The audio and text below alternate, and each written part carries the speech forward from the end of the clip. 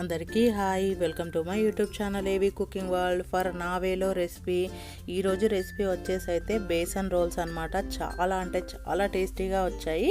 నోట్లో వేసుకుంటే కరిగిపోయేలా ఉన్నాయి. చాలా తక్కువ టైంలోనే తక్కువ ఇంగ్రీడియంట్స్తో చేసేసుకోవచ్చు. వీడియోని అయితే స్కిప్ చేయకండి.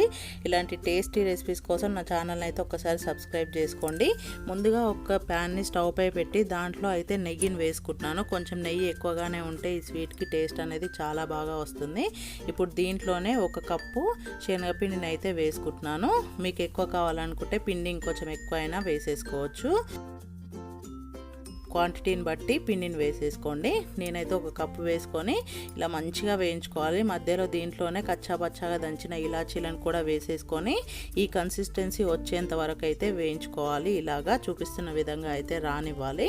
నెయ్యి ఎక్కువగా వేసి ఇలా అయితే వేయించేసుకొని ఇప్పుడు దీన్ని స్టవ్ పై నుంచి తీసి అయితే సైడ్కు పెట్టేసుకుంటున్నాను. ఇప్పుడు దీన్ని సైడ్కు పెట్టేసుకొని మళ్ళీ స్టవ్ పై ఒక గిన్నెను పెట్టుకొని ఒక కప్పు శనగపిండికి హాఫ్ కప్పు షుగర్ అయితే వేస్తున్నాను. అలాగే పావు కప్పు నీళ్ళని వేస్తున్నాను. మీకు స్వీట్ ఎక్కువ కావాలనుకుంటే ఇంకెక్కువైనా వేసేసుకోండి షుగర్ని. నేనైతే ఇంత వేస్తున్నాను. ఇలా వేసేసుకొని మొత్తం షుగర్ అంతా కరగనివ్వాలి. కరిగిన తర్వాత మనం గులాబ్ జామున్కి ఎలాగైతే పాకం పడతామో అంతే ఉండాలి. ఇంకెక్కువ అవసరం లేదు పాకం దీనికి. సో చూసారు కదా, ఇలా వస్తే సరిపోతుంది. ఇంకెక్కువ అవసరం లేదు. ఇప్పుడు దీన్ని స్టవ్ ఆఫ్ చేసేయాలి. స్టవ్ ఆఫ్ చేసి మనం ముందుగా వేయించి పెట్టుకున్న శనగపిండిని మళ్ళీ స్టవ్ పై పెట్టి దాంట్లో అయితే ఈ పాకం అంతా పోసేసుకొని మొత్తం కలిపేసుకొని మంచిగా ఉడకనివ్వాలి. ఇలా ఉడికిన తర్వాత దీంట్లో టేస్ట్ని ఇంకా పెంచడం కోసం అయితే ఒక 2 టేబుల్ స్పూన్ల కొబ్బరి తురుమును వేస్తున్నాను. సో ఇలా వేసేసుకొని ప్యాన్ నుంచి సపరేట్ అయ్యేంత వరకు అయితే వేయించుకోవాలి.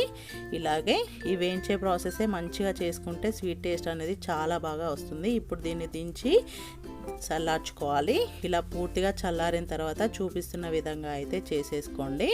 మీకు నచ్చితే ఏ షేప్లో అయినా కట్ చేసేసుకోవచ్చు. నేనైతే ఇలా కట్ చేస్తున్నాను. మీకు నచ్చిన షేప్లో అయితే చేసేసుకోండి. పూర్తిగా చల్లారిపోయిన తర్వాత ఇలా అయితే చేసేసుకొని మధ్యలోగా ఇలా కట్ చేసేసుకుంటున్నాను. ఇంకింతే, ఎక్కువ అయితే ఏముండదు. ప్రాసెస్ అయితే ఈజీగా ఉంటుంది. ఒకసారి అయితే కంపల్సరీగా ట్రై చేయండి. ఇలాగే చేసేసుకొని ఒక ఎయిర్ టైట్ కంటైనర్ బాక్స్లో పెట్టేసుకొని అయితే మీరు 10 డేస్ వరకు నిల్వ ఉంచుకోవచ్చు. 10 డేస్ అయినా టేస్ట్ అయితే అస్సలు మారదు. ఒక్కసారి నేను చెప్పిన విధంగా చేసేసుకొని చూడండి. ఇంకా మీకే నచ్చుతుంది. ఇలా చేసుకున్నారంటే ఇంకా దీన్ని ఇంట్లో ఎవరైనా ఇష్టపడతారో అంతలా ఉంటుంది టేస్ట్ అయితే. కంపల్సరీగా ట్రై చేసి నాకైతే కామెంట్ చేయండి.